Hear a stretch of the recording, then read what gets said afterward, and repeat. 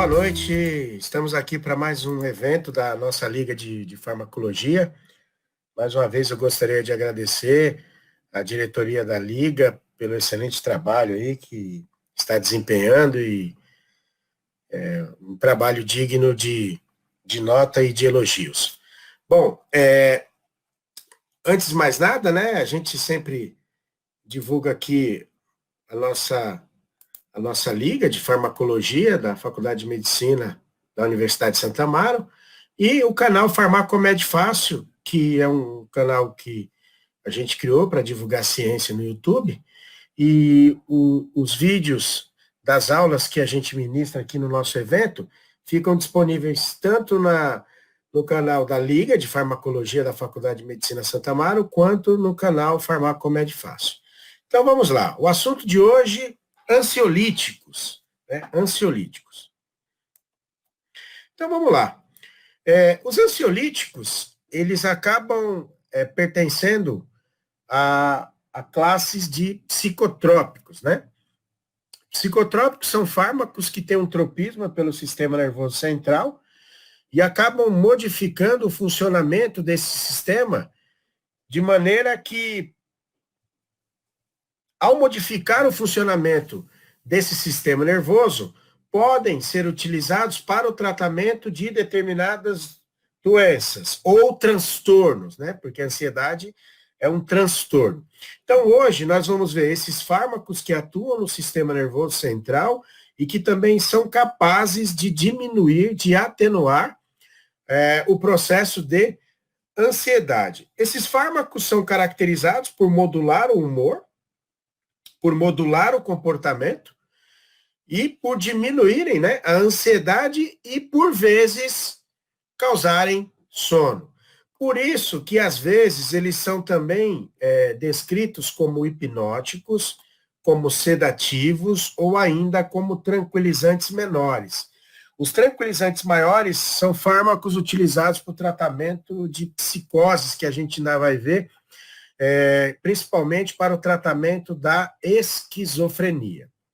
Quando a gente fala de ansiolíticos, a gente fala de fármacos que diminuem a ansiedade, e a ideia é diminuir a ansiedade, tendo em vista que a ansiedade é um evento fisiológico necessário para que o ser humano possa ter uma vida relativamente normal, porque a ansiedade prepara o organismo para possíveis eventos que podem ser ruins, né? De forma potencial, principalmente. Tá?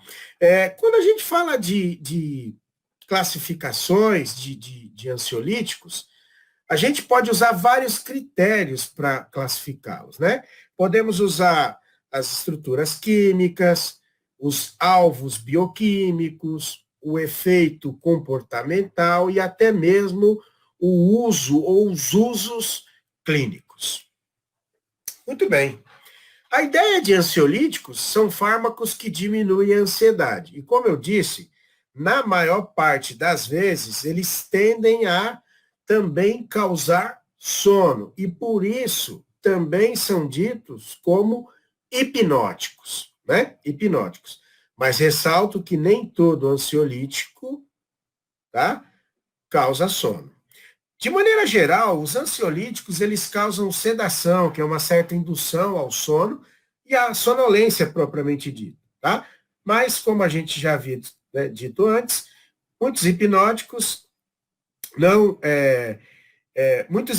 acabam não diminuindo a ansiedade, do mesmo jeito que alguns fármacos que diminuem a ansiedade não causam hipnose. Bom, o que é ansiedade, né? Isso é importante a gente discutir. Ansiedade pode ser entendida como um estado subjetivo de apreensão ou de tensão, que se origina da expectativa de perigo. Em geral, esse perigo é dito como potencial, tá? Porque quando ele é real e iminente, aí a gente tende a chamar de medo, tá? Dor ou necessidade de um esforço especial, podendo ser uma resposta ao estresse ou a um estímulo ambiente. Bom, A ansiedade, na verdade, é um conteúdo de consciência, né?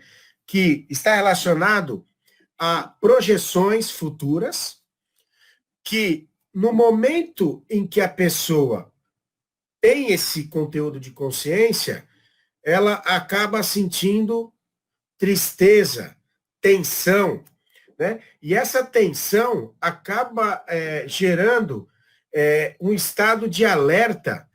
Esse estado de alerta, ele é necessariamente um estado que prepara o indivíduo para situações que nós chamamos de luta ou fuga, uma vez que esse estado ele acaba aumentando de forma considerável a atividade do sistema nervoso simpático, tá? E o simpático, ele acaba sendo ativado justamente porque nesse momento, né, de ansiedade, a gente precisa aumentar o nosso estado de alerta. E, além disso, o simpático encontra-se aumentado justamente por um aumento causado por estruturas do sistema nervoso central, como, por exemplo, a amígdala, que, além de aumentar a atividade do sistema nervoso simpático, também acaba aumentando a produção do hormônio cortisol, né? Hormônio esse produzido pelo córtex da suprarrenal, tá? Então, vamos lá. Qual é a diferença de ansiedade e medo, então? O medo pode ser entendido como uma tristeza no presente por algo que a gente projeta, mas que é algo mais real, né? Uma situação que está próxima de acontecer. Então, se você está andando na rua e de repente você olha e tem um cachorro do seu lado rosnando, isso não é ansiedade, né? Isso é medo mesmo, tá? É um risco real, tá? E não só potencial. Agora, quando você vê um cachorro vindo bem distante de você, né? Trazido pelo dono, e você imagina que aquele cachorro pode se soltar, e ao se soltar, ele pode lhe morder, e ao lhe morder, ele pode lhe machucar, bom, aí a gente já está falando mais da ansiedade. É importante a gente citar que tanto o medo quanto a ansiedade são afetos, são sentimentos e emoções necessárias. Tá? É claro que há uma certa diferença entre emoções e sentimentos. Emoções são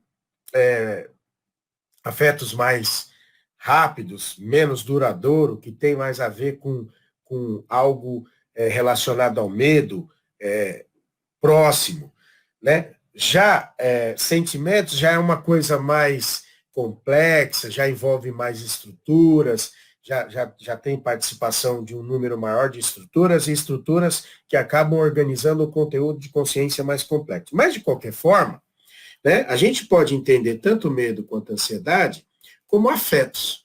E o nome afeto é justamente por quê? Porque são interpretações que damos a cada encontro que temos com o mundo. Né? Todas as vezes que nos encontramos com o mundo, nós afetamos o mundo e o mundo nos afeta. E isso é interpretado de determinadas formas. Alegria, tristeza, medo, esperança, né? Porque o medo é a tristeza causada no presente por aquilo que eu imagino que vai acontecer, enquanto a esperança é a alegria que eu sinto por aquilo que eu imagino que vai acontecer. E a ansiedade é justamente algo que prepara você para uma situação futura. Tá? Muito bem.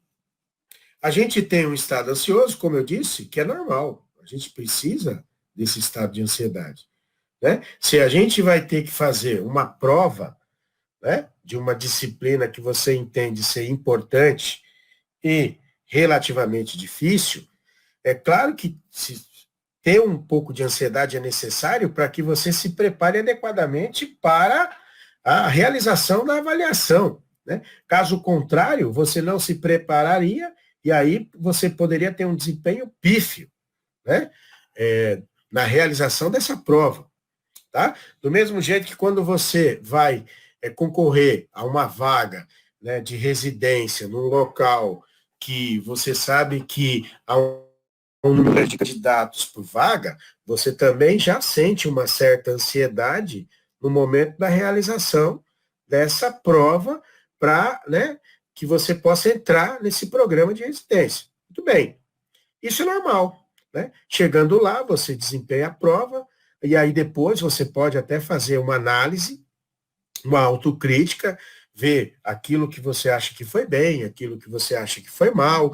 Se de repente você acha que foi mal em determinada parte, você tenta melhorar nessa parte, e isso acaba fazendo com que você, né, aprenda mais e toque sua vida. O duro é quando você começa a ter um estado de ansiedade, né, que nada mais é do que uma antecipação do futuro, né, é o presente do futuro, né, você está aqui no presente projetando algo no futuro, e aí você começa a simplesmente não conseguir deixar de pensar nisso, e ao pensar nisso, você simplesmente não consegue fazer outras coisas, né, e essa ansiedade começa a te corroer, a te consumir de tal maneira que você deixa de fazer atividades acadêmicas, profissionais, pessoais, justamente por esse sentimento de ansiedade que acaba ultrapassando aquilo que é considerado como um limite fisiológico. Há fatores de risco, sem dúvida, né? E não tem nada de machismo aqui, mas, em geral, mulheres tendem a ser mais ansiosas, né, do que os homens, até porque eu acho que acabam se preocupando, inclusive, com ela e com o homem, que normalmente, né, é um ser um tanto que desorganizado, despreocupado, né? Em geral, a mulher ela tende a organizar, né, a vida dela, do marido, do filho, da filha, né? Quando tem ainda algum animal de estimação, do animal de estimação, eu falo isso por experiência própria aqui, né? Eu tenho 2 lhasas maravilhosas e minha esposa que acaba cuidando mais das 2. Então, talvez por isso, né, as mulheres acabam tendo um pouco mais de prevalência de um estado de ansiedade muito alto, né? E aqui é só para lembrar, nós temos esse gráfico, né? Que nós temos aqui, ó, o nível de ansiedade não pode ser muito baixo e também não pode ser muito alto. Ele segue mais ou menos uma curva de Gauss. O ideal é que fique aqui. Por quê? Né? Nesse ponto aqui, você tem uma eficiência do desempenho, tá? Se você, né, uma ansiedade muito baixa, desempenho baixo, muito alto, aí baixo também, então, tá? E aqui, né, temos a questão da posição socioeconômica, né? Não só a posição socioeconômica, mas também uma posição profissional, né? Aqui a gente tem uma relação aqui muito próxima, muito intrínseca entre ansiedade e depressão, tá? Geralmente quem é depressivo, acredita-se que em torno de 50% de quem tem depressão certamente é ansioso e tem uma ansiedade muito elevada. Alguns estudos mostram que um casamento bem-sucedido protege, né? Claro que um casamento mal-sucedido piora, mas acredita-se que tem a ver com uma relação, com a cumplicidade, né? Com o companheirismo aqui. Quando a gente fala desse transtorno, a gente tem aí de 10 a 35% da população mundial acometida por esse transtorno. Isso vai depender do país, da cultura, etc.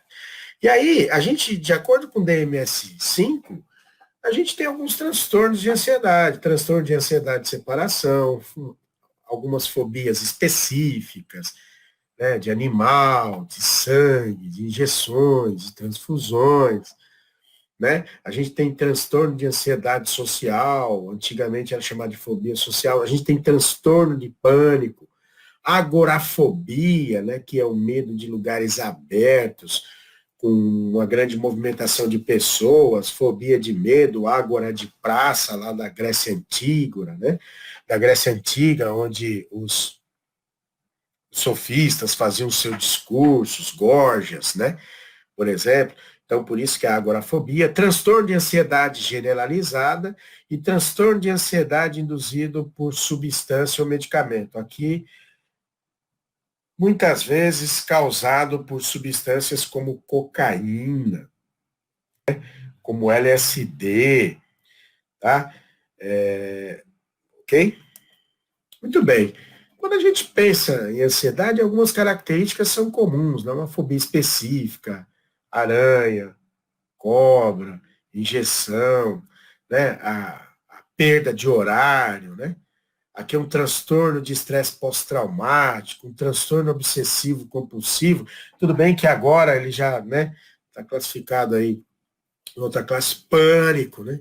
Principalmente quando temos algumas situações onde imaginamos que o nosso futuro profissional depende daquele momento, né? Isso acontece muito, uma fobia social, né? Medo de se relacionar. Por exemplo, nesse momento de pandemia, isso está acontecendo bastante, né? E é engraçado, porque isso aqui acaba se juntando a um transtorno de pânico, que acaba meio que fazendo com que as pessoas tenham um transtorno obsessivo compulsivo, então lavando a mão, álcool gel, né? Álcool gel, lava a mão, máscara, luva, touca, né? E etc. Muito bem. E quais são as hipóteses da ansiedade? Bom, claro que há sempre uma questão genética, há uma questão do meio. A gente sabe que tem uma hiperatividade adrenérgica aí com o sistema nervoso simpático. A gente sabe que há um aumento de cortisol, há uma desregulação do sistema serotoninérgico. Então vamos dar uma. Então a gente tem aqui, ó, algumas estruturas cerebrais envolvidas. Como eu já havia falado aqui até faltou o G, né? Havia tálamo, amígdala, tá? E essa amígdala, turma, tá? Não é aquela tonsila. Ah, professor, uma vez eu estava dando aula, o aluno vira e fala, professor, eu tirei minhas amígdalas. E agora? Eu falei, não, você não tirou suas amígdalas, você tirou as tonsilas, porque as suas amígdalas, se você tivesse, né, retirado, aqui você não estaria. Então você tem a via tálamo-amígdala, que é uma via curta e rápida, e você tem a via tálamo-cortical, que é longa e mais elaborada, e participam muito dessa questão do estresse. Tá? A amígdala, ela está relacionada ao aumento da liberação de cortisol pela glândula suprarrenal, pelo córtex da suprarrenal, ela também está relacionada ao aumento da liberação de adrenalina e de noradrenalina pela medula das glândulas suprarrenais, né? Tá? Então nós temos aqui, ó, a gente tem uma via cortical envolvida, que são circuitos integrativos, identificação do estímulo, né? Então a gente tem aqui essa parte, tá? E a gente tem também a questão do córtex pré-frontal, que planeja, que executa, que antecipa, que promove a construção do conteúdo de consciência. Aqui nós temos a amígdala, né? Que faz uma conotação científica, tá? Temos o hipocampo, onde ocorre o armazenamento das informações desagradáveis. Temos o hipotálamo, onde há manifestações comportamentais, hormonais e sintomas físicos. Aqui, né, a gente já havia falado da via tálamo-amígdala, tálamo-cortical, então a gente tem a questão da percepção do estímulo, tá? E aí você tem, então, a visão, essa visão leva isso até o tálamo, tá? O tálamo leva ao córtex visual avisa a amígdala estimula a liberação, por exemplo, de adrenalina e noradrenalina, isso faz com que ocorra o aumento da frequência cardíaca, que ocorra broncodilatação, né? Que ocorra aumento do diâmetro dos vasos na região muscular, que, por exemplo, ocorra a quebra do glicogênio hepático para que ocorra a manutenção da glicemia, né? Você tem uma série de efeitos relacionados a isso. Aí você tem o cortisol, que aumenta o seu alerta, e aí você tem um comportamento que é geralmente de se afastar desse estímulo, né? Quando você está ansioso. Né? É claro que sempre há exceções. Né?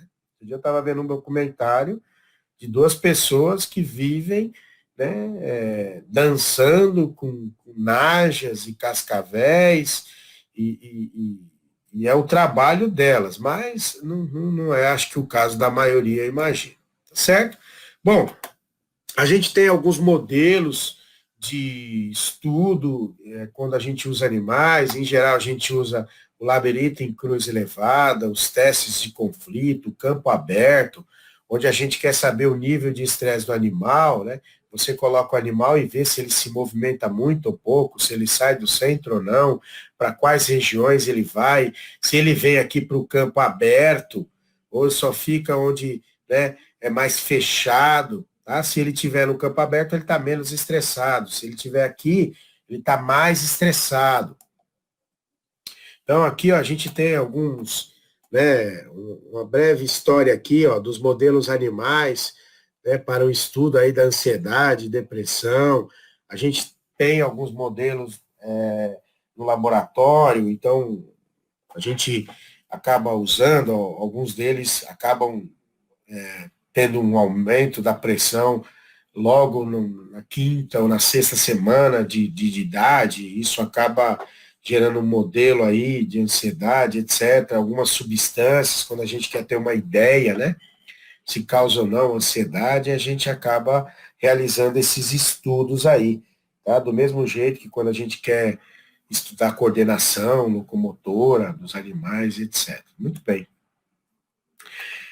Sob o ponto de vista histórico, os ansiolíticos já são usados há muito tempo, então a gente teve o uso do etanol, a gente já teve o uso do ópio, né, uma substância extremamente importante, não é à toa que, né, já houve uma guerra, chamada de Guerra do Ópio, em China e Reino Unido, a gente já teve a utilização de sais de bromo, hidrato de cloral, né. No começo do século XX, passaram a ser utilizados os barbitúricos, que hoje não são mais usados com essa finalidade, mas já foram usados. Por exemplo, em 1950, nós tivemos aí o lançamento do meprobamato. Em 1959, surge o primeiro benzodiazepínico, que é o clorodiazepóxito, né?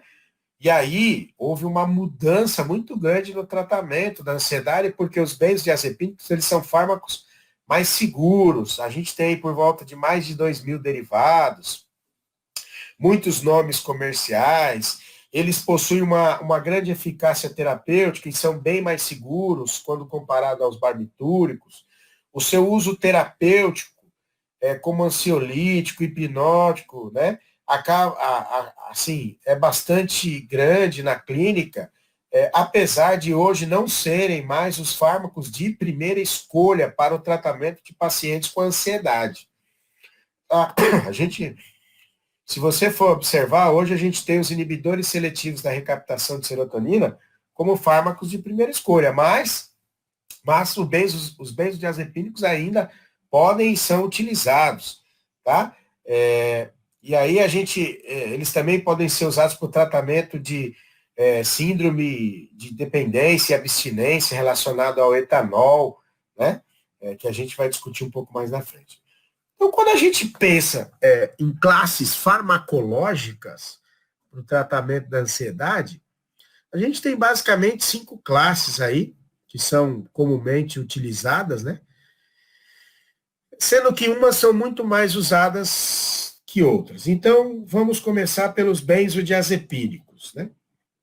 Benzodiazepínicos. Quando a gente pensa em benzodiazepínico, como eu já falei, o clordiazepam foi o primeiro, se eu não me engano, o nome comercial é 5-cedin, né? Ele tem um anel em comum de 7 membros aqui, ó, tá? E o que acontece? Os benzodiazepínicos acabam sendo utilizados muitas vezes dependendo da sua meia-vida. Né? O que é meia-vida? É o tempo necessário para que a concentração inicial de um determinado fármaco seja reduzida a metade, a 50%. E dependendo dessa meia-vida, você pode utilizar esse fármaco para diferentes finalidades clínicas. Então, você pode usar como anticonvulsivante, você pode usar como relaxante muscular, e você pode usar também como um ansiolítico. Muito bem.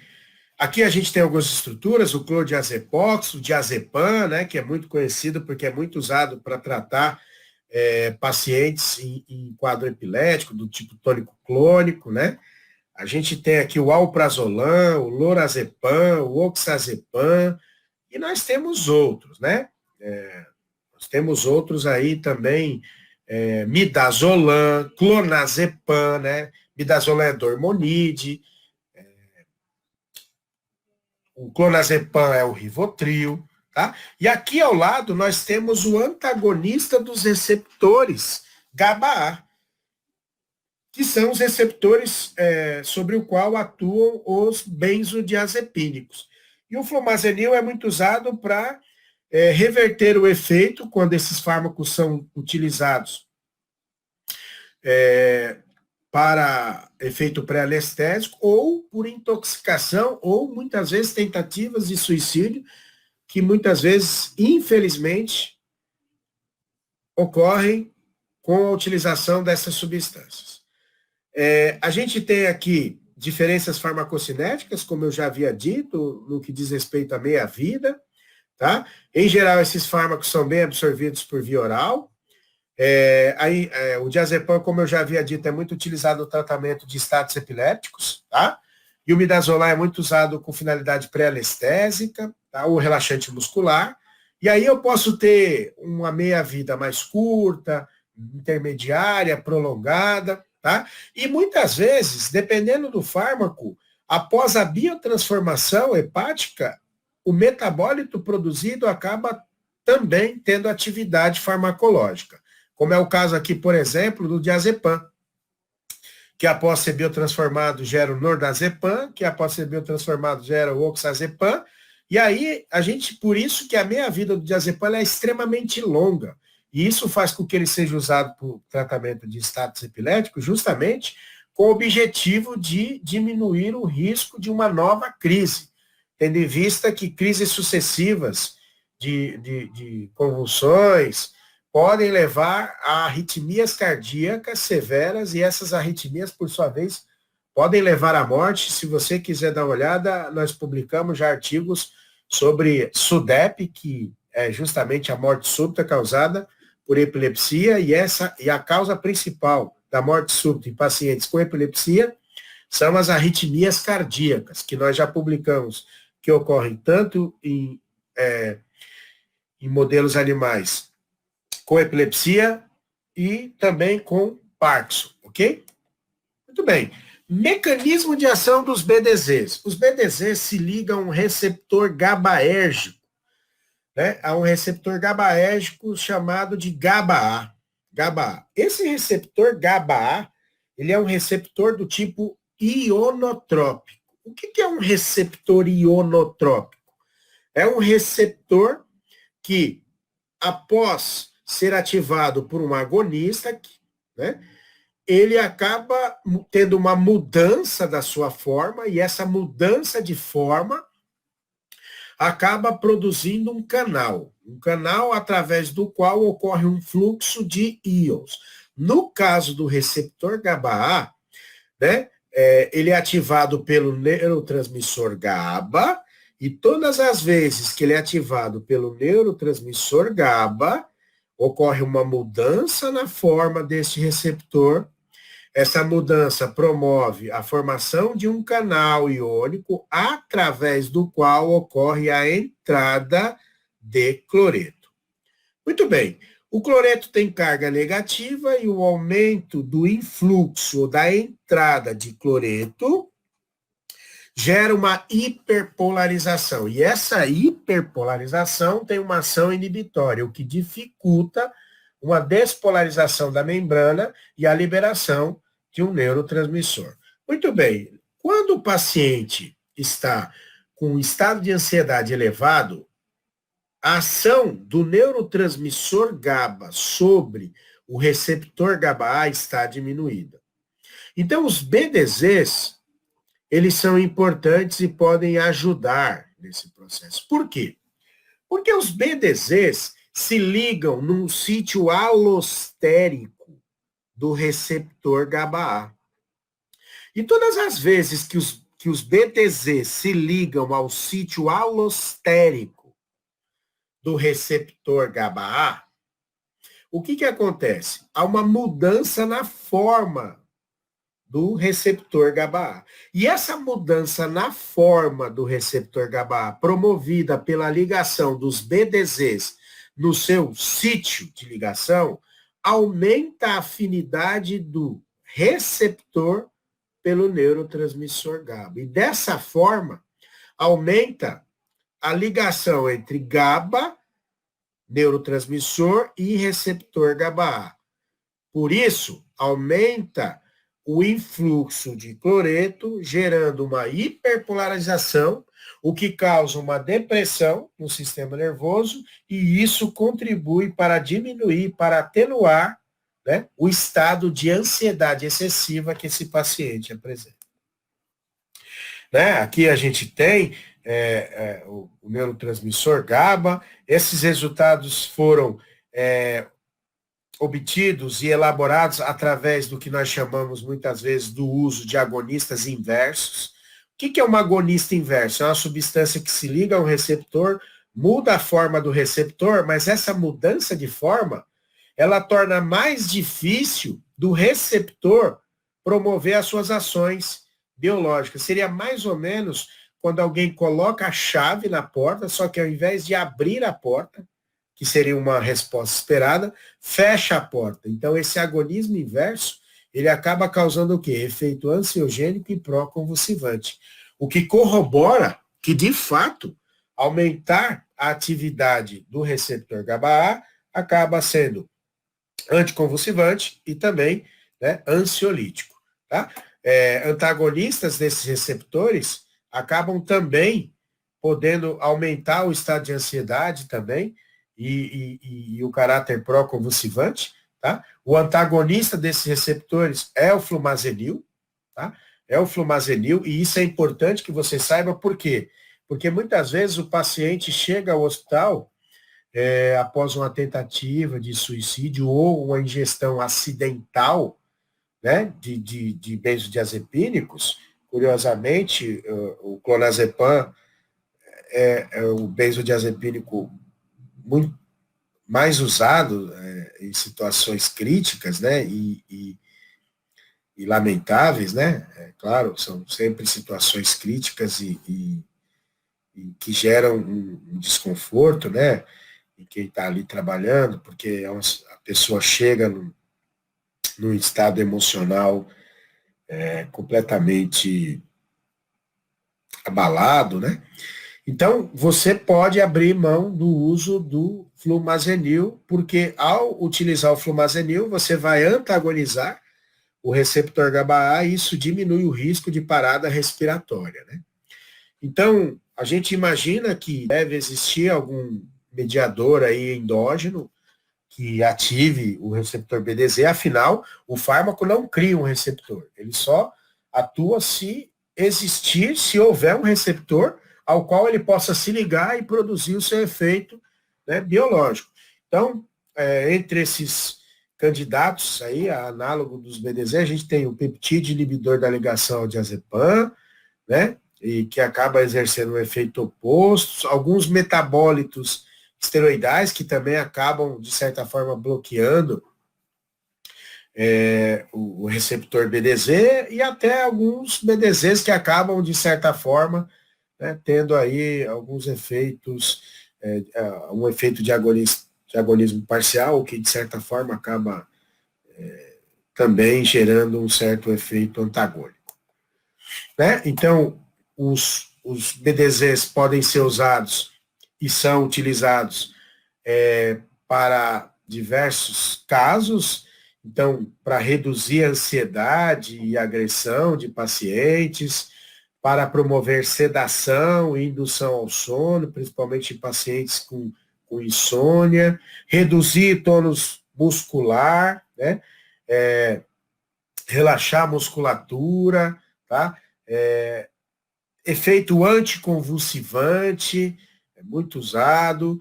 Agora, ele causa amnésia enterógrada, o que pode ou não ser favorável. No caso de um paciente que vai ser submetido à endoscopia, o uso de um BDZ causando amnésia enterógrada, o que é amnésia enterógrada? É não lembrar daquilo, você tomar um medicamento e não lembrar de fatos que ocorrem posteriormente à ingestão ou administração do medicamento, né? E aí, isso, de certa forma, ajuda a não lembrar de momentos desconfortáveis, né? E justamente por isso, por essa amnésia enterógrada, às vezes determinadas pessoas fazem uso indevido dessas substâncias, né, o que é extremamente lamentável. Bom, então a gente tem aqui a redução da ansiedade, é usado para o tratamento da ansiedade aguda, tá? Tem um efeito espécie dependente, pode ter um efeito oposto, depende de pacientes, eu já vi algumas situações curiosas. Uma coisa que é importante é que esses BDZs, eles causam dependência psíquica e dependência física. O que é dependência psíquica? É a pessoa querer usar novamente uma substância que usou, né? E ela quer usar novamente porque ao utilizar essa substância, ela se sentiu bem, ela teve bem-estar, né? E isso acaba causando um que a gente chama de potencial de reforço. Também causam sedação, indução ao sono, diminui o tempo para começar, eles diminuem, o BDZ diminui o tempo para começar, para que a pessoa comece a dormir e aumenta a duração total do sono, afeta menos o sono REM, que seria uma espécie de fase 5, né? A gente tem a fase 1, fase 2, fase 3, fase 4, e a fase REM, que é a fase do movimento, dos movimentos rápidos dos olhos, né? Onde ocorrem os sonhos. Não afeta de forma importante a secreção hormonal e os efeitos tendem a declinar após, né, 1 ou 2 semanas por causa da tolerância. O que é tolerância? Tolerância é a diminuição do efeito de um fármaco pelo uso do fármaco, né? Há uma neuroadaptação no sistema nervoso e essa neuroadaptação ela faz com que esse fármaco acabe atuando menos. E justamente por quê? Porque está mexendo numa região crítica, que é o sistema nervoso, e essa interferência não é bem vista, e por isso esse sistema nervoso gera modificações, neuroadaptações, que visam diminuir o efeito destes fármacos que acabam interferindo no funcionamento desse sistema. Bom, então vamos lá. Já falamos da redução do tônus muscular, da coordenação, tá? É sempre bom observar pacientes sob o efeito de BDZs, porque eles têm um maior risco para quedas, principalmente se forem pacientes idosos, tá bom? Então, é sempre bom tomar cuidado, justamente porque esse aumento do risco de queda pode levar a traumatismo crânioencefálicos, pode levar a quebraduras da cabeça do fêmur, né? São também muito utilizados com finalidade anticonvulsivante, tá? São menos eficazes em convulsões induzidas eletricamente, mas ainda são bastante utilizados. Alguns efeitos indesejáveis, como a gente já falou, né? Pode gerar tolerância, pode gerar dependência, e por tudo isso, quando o paciente retira esse fármaco, principalmente de forma abrupta, ele tem o que nós chamamos de síndrome de abstinência, que é um conjunto de sinais e sintomas que geralmente são opostos às ações que o fármaco causa. Então, se o fármaco causa sonolência, o paciente, durante a síndrome de abstinência, tende a ter insônia. Se o fármaco diminui a ansiedade, a retirada do fármaco, a ausência do fármaco, tende a levar para um aumento dessa ansiedade, né?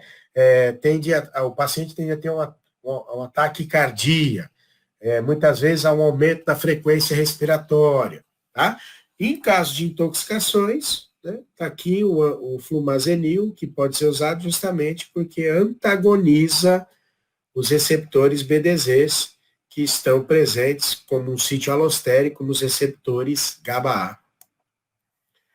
Nós já falamos da tolerância e da dependência, tá? Eles causam menor tolerância do que os barbitúricos, mas causam dependência física e psíquica, e a retirada abrupta causa síndrome de abstinência. Por isso, né, o ideal seria fazer o desmame antes da retirada do fármaco. Muito bem, nós temos aqui também os barbitúricos, lembrando que hoje eles não são mais utilizados na prática clínica com essa finalidade, mas ainda podem ser usados, tá? Os barbitúricos, eles também atuam no receptor GABA-A, e o principal motivo dos barbitúricos serem muito pouco utilizados na clínica atualmente é justamente porque, ao se ligar ao receptor GABA-A, os barbitúricos possuem uma capacidade de abrir diretamente esse canal de cloreto, sem a necessidade da participação do neurotransmissor GABA. Então, como o barbitúrico ele abre por si só esse canal de cloreto, ele acaba causando a hiperpolarização direta. E essa hiperpolarização ela independe da presença do neurotransmissor GABA. E isso faz com que o risco de parada respiratória em pacientes tratados com barbitúrico seja maior. Além disso, não há um antagonista para o sítio de ligação dos barbitúricos. Então, você não tem um antídoto para intoxicação por barbitúrico, e isso acaba elevando ainda mais o risco de parada cardiorrespiratória. Os barbitúricos, eles têm um poder de causar parada cardiorrespiratória muito maior quando comparados aos benzodiazepínicos, tá? Então, eles são menos seguros que os BDZs. Maior risco de depressão respiratória e cardiovascular. Atualmente, na clínica, basicamente, eles são usados para quê? O fenobarbital é usado como anticonvulsivante, é o Gardenal, e o tiopental ainda é usado em determinadas situações, mas o uso é pouco frequente para a indução do estado de anestesias. Eles causam tolerância, ou seja, causam a diminuição do efeito dele próprio, conforme esse fármaco vai sendo utilizado, e um dos motivos é que os barbitúricos são conhecidamente indutores enzimáticos, eles aumentam a quantidade e a atividade de enzimas que pertencem às subfamílias, né, das enzimas microsomais hepáticas chamadas de citocromo P450.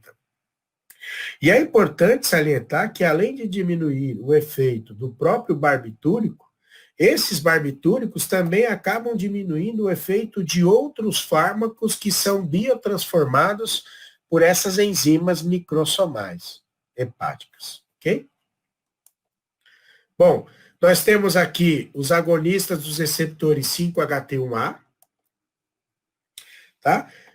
Como é que isso funciona? Esses fármacos, eles acabam sendo agonistas parciais dos receptores 5-HT1A, que é um autorreceptor que acaba limitando a liberação de serotonina, tá certo? E ao ativar esses receptores de forma parcial, o que acontece? Você acaba tendo um aumento da liberação de serotonina, tá? E esse aumento da liberação de serotonina agindo em determinados receptores, né, de serotonina, acabam promovendo uma diminuição do quadro de ansiedade. A gente vai ver lá na frente que os inibidores seletivos da recaptação de serotonina, eles, de certa forma, eles também diminuem a ansiedade. Né? E eles diminuem por quê? Porque eles também aumentam a serotonina na fenda sináptica. Então, aqui o exemplo de fármaco é a buspirona. Buspirona, cujo nome comercial é Buspar. De fato, a buspirona não é muito prescrita e nem muito utilizada na clínica médica. A justificativa é o período de latência para que a buspirona possa fazer efeito. Né? Em geral, demora aí de 2 a 4 semanas, pelo menos, para que o paciente comece a ter uma percepção da diminuição dos sinais e sintomas ansiogênicos. Tá? Então, por isso, muitas vezes, esses fármacos não são muito utilizados. Tá? Esses fármacos, então, às vezes diminuem a atividade de neurotransmissão dopaminérgica. A melhora do paciente só pode ser observada após dias ou semanas, na verdade, semanas. Eles não causam dependência, não causam síndrome de abstinência e os pacientes também não relatam sonolência com o uso desta classe de fármacos, tá? Então, esses fármacos, eles acabam promovendo o aumento da concentração de serotonina na fenda sináptica e o aumento da concentração de serotonina causa a ativação de determinados receptores pós-sinápticos e essa ativação aumentada acaba gerando um processo de dessensibilização dos receptores de serotonina pós-sináptico e também uma diminuição no número dos receptores de serotonina na célula pós-sináptica, fazendo com que ocorra, então, o que a gente chama de uma down regulation, e isso acaba melhorando o quadro de ansiedade do paciente. Bom, a gente também tem os antagonistas do receptor adrenérgico, e aqui, principalmente, dos receptores beta, né? Dos receptores beta. Então, a gente tem alguns fármacos que podem ser usados com essa finalidade, lembrando que a ação não é tanto no sistema nervoso central, mas sim na periferia. Por quê? Porque o paciente, muitas vezes, no estado de ansiedade, ele acaba tendo tremores na musculatura estriada esquelética, e esses tremores acabam gerando uma espécie de feedback positivo para que a ansiedade aumente, e a ansiedade aumentando, você tem aumento dos tremores. Então, muitas vezes, o propranolol é utilizado, por quê? Porque ele bloqueia a beta-2 na musculatura estriada esquelética, e assim diminui os tremores dessa musculatura. Certa vez eu vi uma reportagem de que, né, determinados candidatos a ter a CNH, a Carteira Nacional de Habilitação, usavam propranolol justamente para diminuir os tremores da musculatura estriada esquelética dos membros inferiores e, dessa forma, diminuir o risco de problemas durante o teste de direção. É claro que isso é muito perigoso, por quê? Isso pode levar a arritmias cardíacas, assim como queda da pressão arterial, porque o propranolol acaba tendo efeito antihipertensivo e antiarrítmico. A clonidina também, por ser uma agonista de receptores pré-sinápticos alfa-2 e diminuir o fluxo simpático, acaba também podendo ser usada, mas de fato o mais usado aí é o propranolol, que é um antagonista de receptores beta não seletivo e bloqueia beta 1 e beta 2. E dessa forma, também acaba diminuindo o processo de taquicardia que muitas vezes o paciente ansioso tem. Então, o propranolol já serve para combater o aumento da frequência cardíaca e os tremores causados pelos receptores beta 2 na musculatura estriada esquelética e beta 1, né, no miocárdio. Por fim, os antidepressivos também são bastante utilizados com finalidade ansiolítica e a classe mais utilizada atualmente são os inibidores seletivos da recaptação de serotonina. Se bem que a venlafaxina e a desvenlafaxina também são muito utilizados, e aí, se você quiser, você pode assistir, né, no canal da Liga de Farmacologia, da Faculdade de Medicina Santa Maria, ou no Farmacomed Fácil, a aula sobre antidepressivos, para você ter uma ideia melhor. Aqui, nós temos alguns exemplos dos inibidores seletivos, né, fluoxetina, paroxetina, sertralina, citalopram, escitalopram, fluvoxamina, tá certo? Como que eles atuam? Bom, eles atuam inibindo a proteína de membrana responsável pela recaptação de serotonina ou pela captação de serotonina. E dessa forma, acaba aumentando a concentração de serotonina e Esse aumento da concentração de serotonina aumenta a atividade em receptores pós-sinápticos, e esse aumento da atividade da serotonina em receptores pós-sinápticos aumenta a sensibilidade do receptor à serotonina, assim como diminui o número de receptores da serotonina aqui na membrana, causando downregulation, e esse downregulation acaba favorecendo uma melhora do quadro clínico de ansiedade que o paciente possui. Ontem a gente até falou da mirtazapina também, que atua bloqueando o receptor alfa-2, e por isso atua aumentando aqui a noradrenalina aqui, mas os fármacos inibidores seletivos da recaptação de serotonina e venlafaxina e desvenlafaxina estão sendo muito utilizados aí para o tratamento da ansiedade, inclusive como primeira escolha, tá certo? Bom, eu queria mais uma vez agradecer a todos pela participação no nosso evento, pela atenção, e mais uma vez agradecer à diretoria da Liga de Farmacologia pelo excelente trabalho.